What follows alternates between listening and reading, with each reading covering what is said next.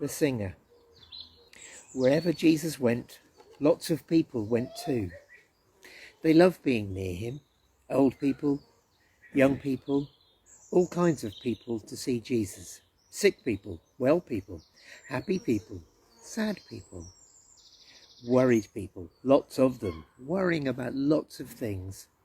What if we don't have enough food or clothes, or suppose we run out of money?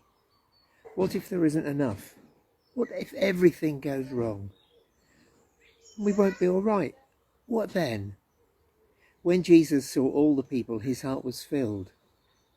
They were like a little flock of sheep that didn't have a shepherd to take care of them. So Jesus sat them all down and talked to them. The people sat quietly on a grassy mountainside and listened. From where they sat, they could see the blue lake glittering below them and little fishing boats coming in from the night's catch. The spring air was fresh and clear. "See those birds over there?" Jesus said. Everyone looked. Little sparrows were pecking at seeds along the stony path. Where do they get their food? Perhaps they have pantries all stocked up, cabinets full of food. Everyone laughed. Who's ever seen a bird with a bag of groceries? No, Jesus said, they don't need to worry about that because God knows what he needs and he feeds them. What about these wild flowers? Everyone looked around. Tulips, anemones, daisies, pure white lilies. Where do they get their lovely clothes? Do they make them? Do they go to work every day so they can buy them? Do they have closets full of clothes? Everyone laughed again. Who's ever seen a flower putting on a dress? No, Jesus said. They don't need to worry about that because God clothes them in royal robes of splendour. Not even a king is as well dressed.